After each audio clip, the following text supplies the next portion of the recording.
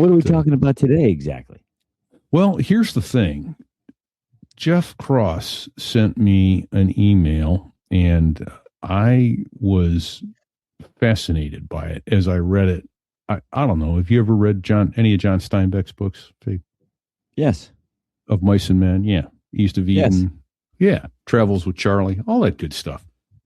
So he sent me something about John Steinbeck that I didn't know. He was 64 years old and went to Vietnam as a reporter for Newsday because he wanted to go and see what they were doing. And so I read that email, and I want to share that with you folks now.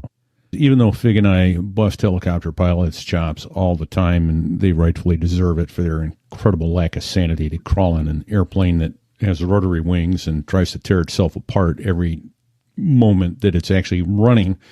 The fact is we respect what they do, but wouldn't want to do it for all the tea in China. It is terrifying, but we have a lot of respect because those men and women who fly helicopters put their backsides on the line every day for people who need the services of them. This was written about combat helicopter pilots, Army specifically, in Vietnam. It was sent to us by Jeff Cross, and it goes something like this. January 7th, 1967, in Pleiku, Vietnam. John Steinbeck, one of America's greatest writers, author of Mice and Men, East of Eden, winner of the Nobel Prize in Literature, climbed into a UH-1 Huey helicopter with Troop D, 1st Squadron, 10th Air Cavalry. He was 64 years old, too old for combat, too famous to be risking his life in a war in a helicopter. But Steinbeck had volunteered to go to Vietnam as a war correspondent for Newsday, determined to understand what young American soldiers were experiencing. So he flew with them, mission after mission, through hostile territory, under enemy fire, zigzagging through valleys and over jungle canopy, and what he witnessed changed him. That night he sat down and wrote a letter to Alicia Patterson, the publisher of Newsday. What poured out wasn't a military dispatch or a tactical analysis. It was something closer to a love letter, to flight itself, to skill transformed into art, to the aching beauty of watching someone do something you know you'll never be able to do yourself. He wrote, I wish I could tell you about these pilots. They make me sick with envy. They pilot their vehicles like a man controls a beautiful, well-trained draft horse.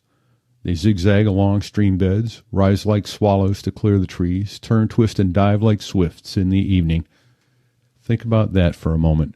John Steinbeck, a man who'd mastered the English language, who'd won every literary prize imaginable, whose words had moved millions, was sick with envy, watching 20-year-old helicopter pilots, not because they were brave, though they were, and not because they were heroic, though many were, but because they possessed a skill he knew he would never have, no matter how badly he wanted it. I watched their hands and feet on the controls, he continued. The delicacy of their coordination reminds me of Pablo Casal's sure, seemingly slow hands on the cello. They are truly musicians, and they play their controls like music, and they dance them like ballerinas, and they make me jealous. Because I so long to do the same. Steinbeck saw what most people missed. Helicopter pilots weren't just soldiers operating machines. They were artists, musicians, dancers.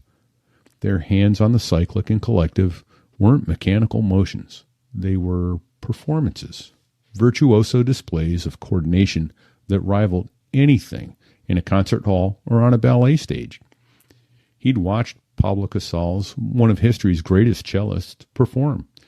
And he saw the same grace, the same unconscious mastery in the hands of young warrant officers flying Hueys over a hostile jungle. Then Steinbeck wrote something heartbreaking. Do you remember your childhood nighttime dream of perfect, free, and wonderful flight? It's like that, and sadly, I know I never will. The Nobel laureate had discovered a dream he couldn't achieve. At 64, with hands that had typed masterpieces, he knew they would never learn the muscle memory required to fly a helicopter in combat. They were too old and forgetful to receive orders from the command center. My hands are too old and forgetful, he admitted, to receive orders from the command center, which speaks of updrafts and crosswinds, drift and changes of direction, or ground attacks indicated by a small puff or a flash or a bang, and all these commands must be obeyed by the musician's hands instantly and automatically. He understood the complexity. Pilots weren't just flying, they were processing dozens of inputs simultaneously. Wind direction, altitude, terrain, enemy fire, formation position, radio calls, and their hands had to respond instantly, automatically, the way Casals' fingers found the right notes without conscious thought. Steinbeck could only watch, admire, envy. I must express my desire in admiration and joy at seeing it, he concluded. Sorry for the ecstasy leak, Alicia, but I had to get it out or I'd explode. Ecstasy leak. That phrase alone tells you everything about what Steinbeck experienced in that Huey. He was overwhelmed, transported, witnessing something so beautiful it couldn't be contained.